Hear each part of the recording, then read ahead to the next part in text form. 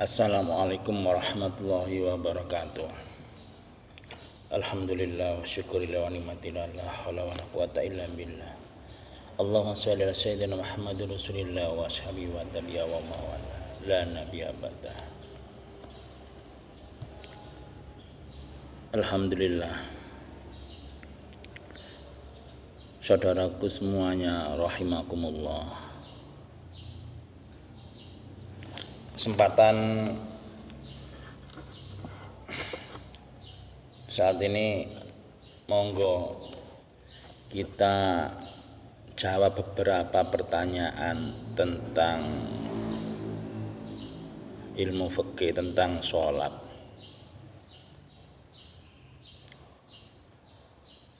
Tentang sholat nanti lanjut ilmu adab atau ilmu akhlak.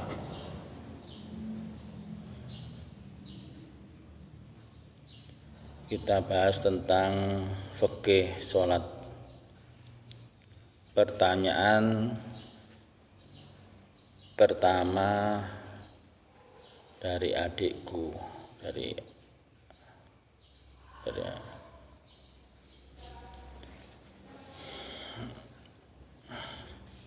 bagaimanakah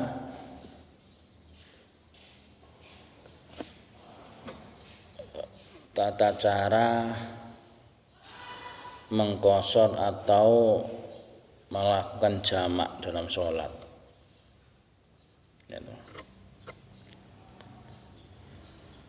Jamak atau qashar, jamak itu mempunyai makna mengumpulkan, dijamak itu dikumpulkan. Kalau qashar itu diringkas. Jadi ketika melakukan sholat qashar, nah, biasanya melakukan sholat qashar atau diringkas, dijamak itu ketika bepergian.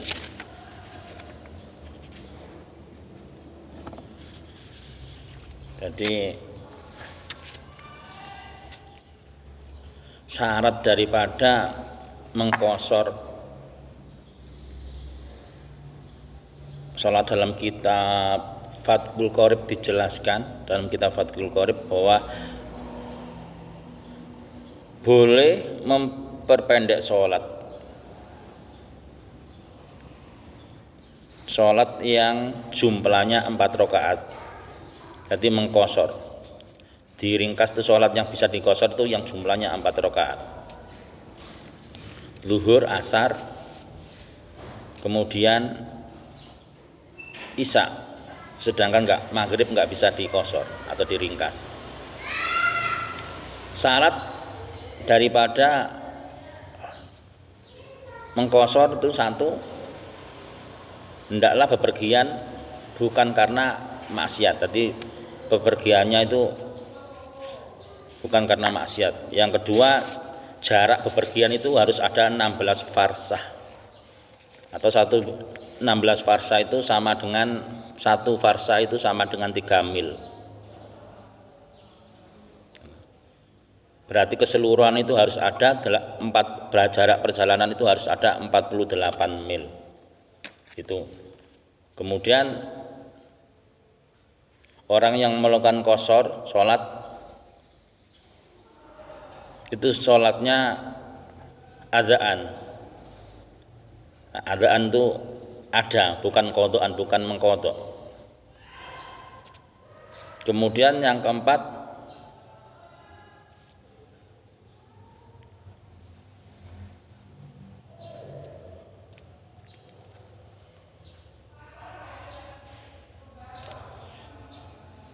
orang yang bepergian mengqashar itu niat. Nah, niatnya harus dijelaskan. Yang kelima, orang yang mengqashar sholat tidak boleh makmum pada orang yang mukim. Jadi orang yang melakukan qashar nggak boleh makmum pada orang yang mukim. Mengkosor meringkas, saudaraku, jadi mengkosor itu diringkas jadi 4 rakaat jadi 2 rakaat. Misalnya melakukan sholat mengkosor sholat luhur sama asar, itu sholat luhurnya 2 rakaat, sholat asarnya 2 rakaat. Jadi adaan, maksudnya misalnya hari ini bepergian perjalanan, kemudian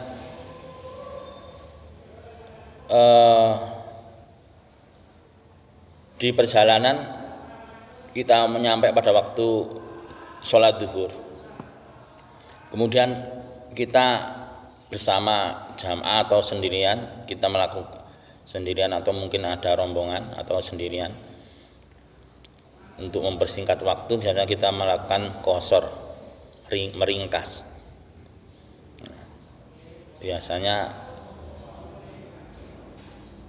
mengqasar luhur 2 rakaat kemudian asar 2 rakaat. Nah, karena dalam perjalanan tadi syarat melakukan qasar itu 48 mil, itu perjalanannya harus ada 48 mil. Nah, biasanya itu dikumpulkan sholat zuhur sama sholat asar, itu dikumpulkan jadi satu, itu namanya jamak dikumpulkan. Kalau sudah dikumpulkan kemudian diringkas, itu namanya jamak qasar. Itu jamak dan diqasar sekalian, dikumpulkan sekaligus diringkas, jamak qasar. Sedangkan jamak qasar itu ada 2. Yang pertama jamak qasar takdim dan jamak qasar takhir. Jamak qasar takdim itu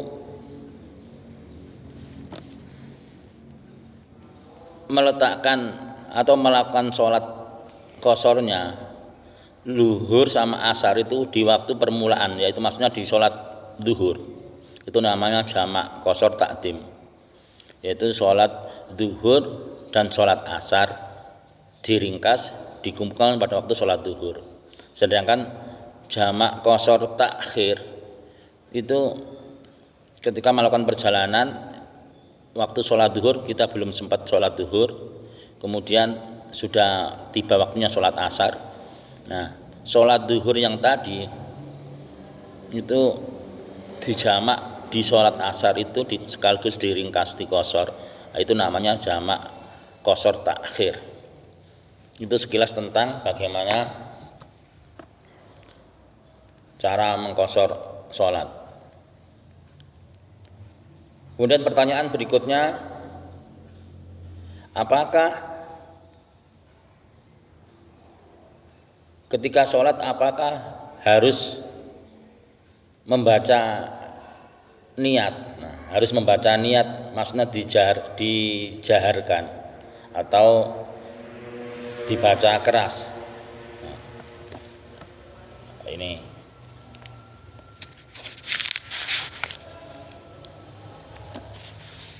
niat. Apa sih niat itu? An-niyatu hiya qasdu syai'in muqtaronan bi fi'lihi. An-niyatu wa hiya qasdu syai'in muqtaronan bi fi'lihi. Yang dimaksud dengan niat itu adalah maksud hendak mengerjakan sesuatu pekerjaan, atau maksud hendak mengerjakan suatu pekerjaan. Nah, itu yang dinamakan niat. Nah, wa mahaluha, dan di manakah tempatnya? Wa mahaluha, tempatnya niat al-qalbun, wa mahaluha al-qalbun. Niat itu tempatnya di dalam hati. Jadi ketika kita sholat, niat, karena niat itu bagian pada rukun sholat, bagian dari rukun sholat.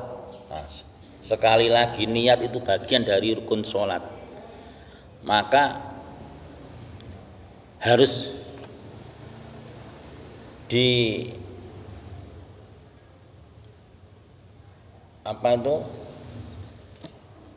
bahasanya diangen-angen, maksudnya bahasanya dipersiapkan dulu. Nah, niat itu suatu pekerjaan itu, misal sholat tadi, maka niat di awalnya sebelum melakukan takbiratul ihram, sebelum. Tapi karena termasuk rukun, maka sebaiknya dipertegas dengan gamblang. Maka di sini sunnah membaca niat itu misalnya usolli untuk mempertegas daripada niat itu hukumnya sunnah. Tapi kita ngerentek atau mengucapkan di dalam hati itu udah sah. Terus yang perlu diketahui bahwa kalau ada pertanyaan bagaimana yang sebaiknya niat itu atau yang lebih utama, lebih afdol, niat sholat itu yang lebih afdol, yang lebih utama itu ketika bersamaan dengan takbiratul ihram. Ketika bersamaan dengan takbiratul ihram. Dan ketika melakukan takbiratul ihram, Allahu akbar. Itu sambil takbir, sambil kita mengucapkan niat, saya niat sholat ini karena fardu, karena Allah Ta'ala, saya sholat karena Allah Ta'ala. Jadi sambil takbir, sambil mengingat Allah. Maka di sini mulai rukun ihsan itu diterapkan. Rukun ihsan ada 1, rukun iman 6, rukun Islam 5, rukun ihsan 1. Apa rukun ihsan itu? Yaitu ketika kamu beribadah atau sholat, itu seakan-akan kamu berhadapan dengan Allah, berbicara dengan Allah, bahwa Allah itu di depanmu. Mengitikadkan itu, mengitikadkan seakan-akan Allah di hadapanmu dan kamu berbicara dengan Allah. Seandainya enggak bisa, maka itikadkan bahwa seakan-akan Allah melihat apa yang kamu lakukan. Itu rukun ihsan. Kemudian ya ini tentang sholat harus hati-hati. Rukun sekaligus yang sunnah itu. Misalnya ketika takbiratul ihram itu harus termasuk rukun, harus diucapkan, harus dilafadzkan Allahu akbar,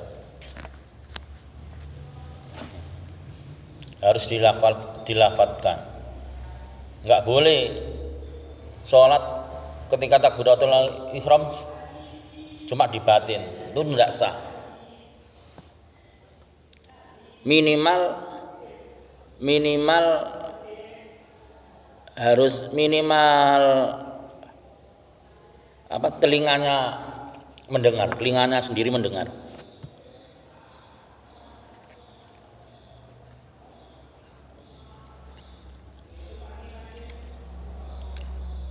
Kemudian begitu juga membaca surat Al-Fatihah.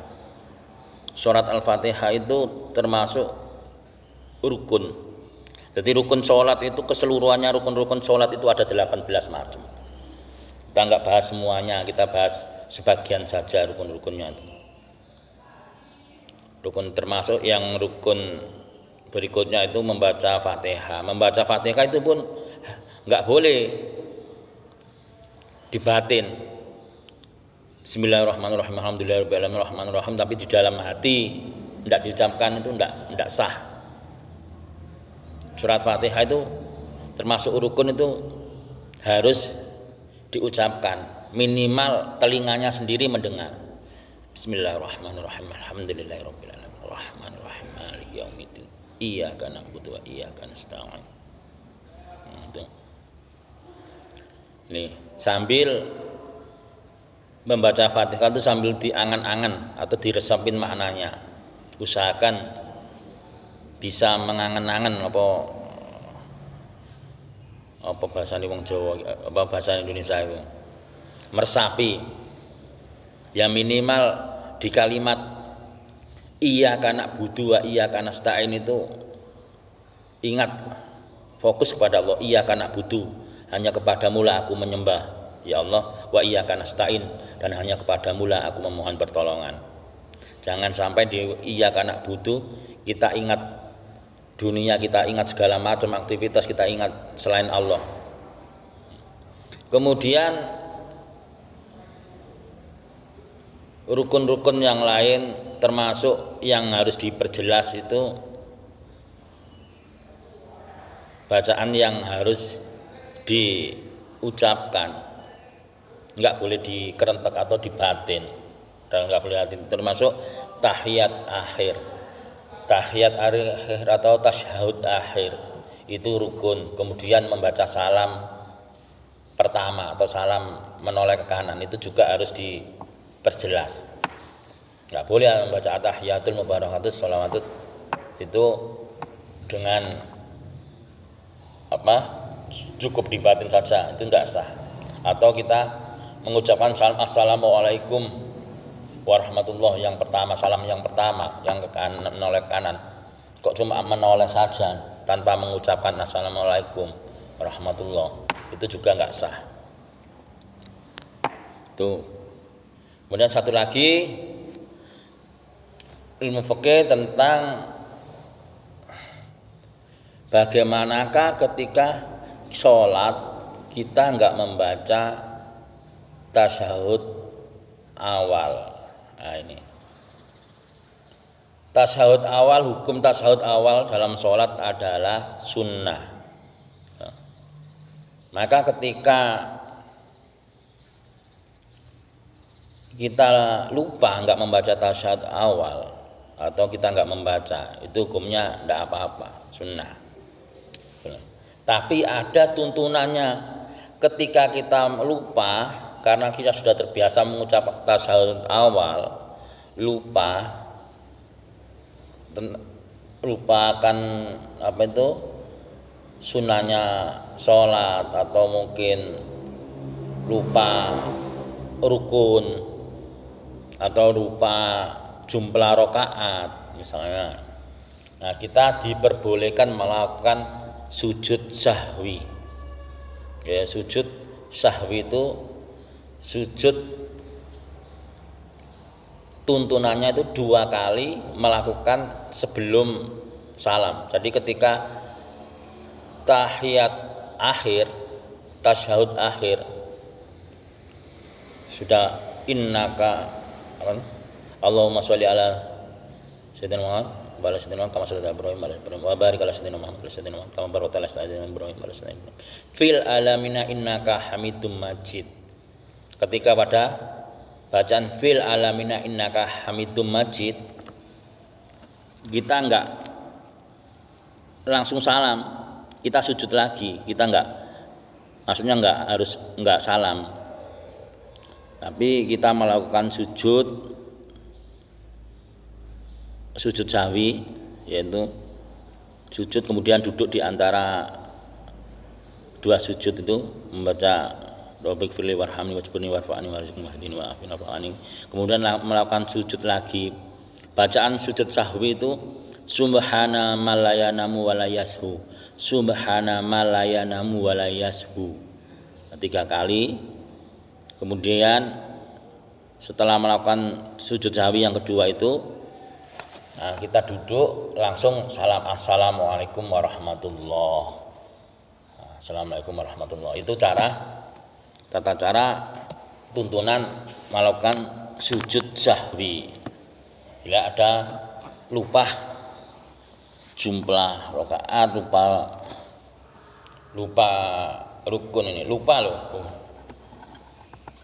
bukan yang disengaja. Kalau disengaja tadi enggak sah, kecuali yang tahiyat awal tadi sunnah itu kalau disengaja enggak melakukan sholat, emang enggak melakukan tasyahud awal itu boleh. Itu 3 pertanyaan tadi tentang niat sholat itu yang utama adalah bersamaan dengan takbiratul ihram. Kemudian tentang tata cara melakukan qashar atau jamak sholat dalam sholat atau meringkas dan mengumpulkan 4 rakaat diringkas jadi 2, kemudian dikumpulkan jadi 1 dalam 2 waktu, sholat 2 waktu dikumpulkan dalam 1 waktu, namanya dijamak. Kemudian tadi tentang tasyahud, kemudian tambahan juga bahwa ini tahiyat akhir itu merupakan rukun dan harus diucapkan, minimal telinganya sendiri mendengar. Bacaan dalam tahiyat akhir itu adalah implementasi. Itu ketika ucapan salam baginda Nabi, juga ucapan salam Allah kepada baginda Nabi, juga ucapan salam sekaligus syahadat malaikat Jibril. Itu cerita tentang tasyahud akhir, cerita sekilas tentang tahiyat akhir. Ketika baginda Rasulullah SAW, Allahumma sholli ala sayyidina Muhammad wa ala sayyidina Muhammad. Ketika baginda Nabi melakukan Isra Mi'raj, nyampe di Sidratul Muntaha, itu melakukan salam kepada mengucapkan salam kepada Allah Ta'ala, Zat Allah Azza wa Jalla, Allah Ta'ala. Bagaimana ucapan salam baginda Nabi waktu itu? At-tahiyatul mubarahatus sholawatut thayyibatul lillah. Itu penghormatan salam, penghormatan keberkahan, rahmat, kebaikan lillahi ta'ala, lillah, hanya milik Allah semata. Kemudian Allah jawab, assalamualaikum ayyuhan nabiyyu wa rahmatullah. Itu jawaban assalamualaikum ayyuhan nabiyyu wa rahmatullah. Itu Allah menjawab salam baginda Nabi. Kemudian Nabi pun bahasane menyampaikan salam lagi untuk umatnya. Bahasane apa itu? Bahasane bercanda atau benar itu, ya Allah, dan juga untuk ya Allah untuk salam, bahasane, atau nitip salam. Baginda Nabi menitipkan salam juga untuk menyampaikan salam titipan untuk apa itu, mewakili umatnya. Assalamu alayna wa ala ibadillahi sholihin. Baginda Nabi mengucapkan salam lagi mewakili umatnya, hambanya yang soleh. Assalamu alayna wa ala ibadillahi sholihin, hambanya yang soleh. Kemudian malaikat Jibril menyambung, mendengar. Malaikat Jibril yang di belakangnya baginda Nabi, yang jauh, yang nggak berani mengikuti kanjeng Nabi, maksudnya apa, mengantar kanjeng Nabi sampai menghadap Allah, cuma nyampe pintu, nyampe apa itu Sidratul Muntaha itu, nyampe di serambinya. Itu malaikat Jibril menjawab. Malaikat Jibril itu mempertegas kesaksian, menjawab salamnya Nabi itu, asyhadu an la ilaha illallah wa asyhadu anna Muhammadur Rasulullah. Saya bersaksi tiada Tuhan selain Allah, dan saya bersaksi Nabi Muhammad utusan Allah. itu cerita sekilas tentang tahiyat akhir yang tadi kemudian salam baginda Nabi, salam Allah kepada baginda Nabi dan salam malaikat Jibril itu diabadikan dalam tahiyat akhir, tasyahud akhir. Itu sekilas tambahan ini 3 pertanyaan dari ilmu fikih. Kita lanjutkan ilmu adab, ilmu akhlak. Bismillahirrahmanirrahim. Al-ulfah nerangkaken kasih sayang. Al-ulfah itu kasih sayang. Apa al-ulfah atau kasih sayang itu? Hiya utawi kang aran ulfah atau kasih sayang. Al-istinasu binnas iku ngrasa ayem binnas kelawan menungso.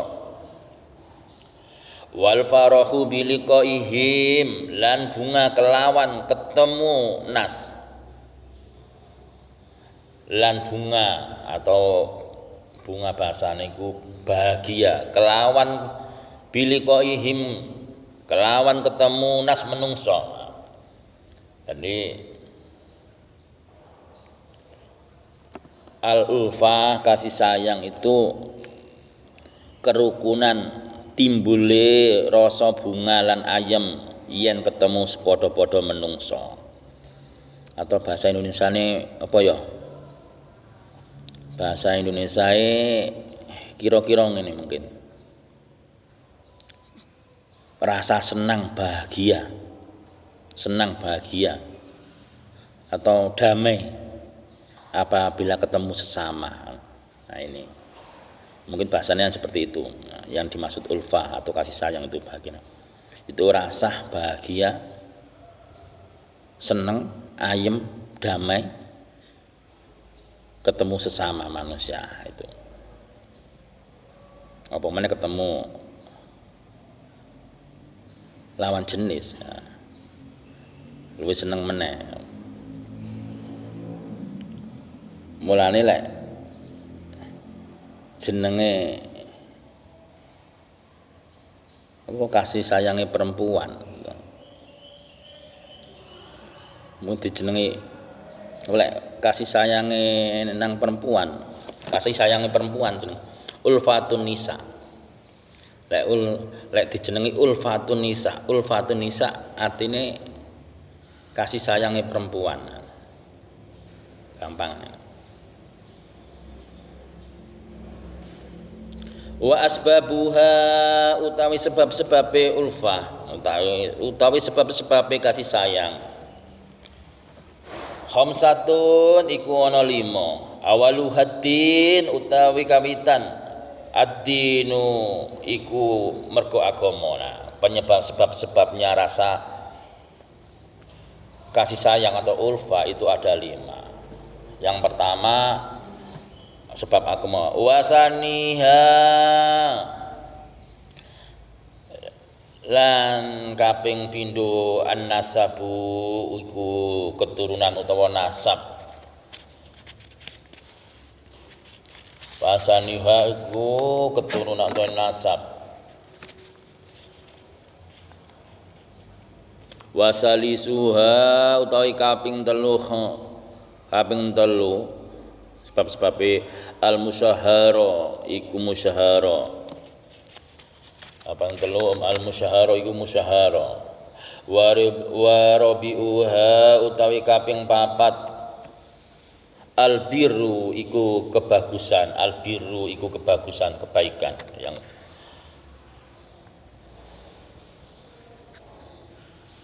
al-birru kebagusan. Wa khamisuha dan kaping 5 al-ikhau iku seduluran. Al-ikhau iku seduluran.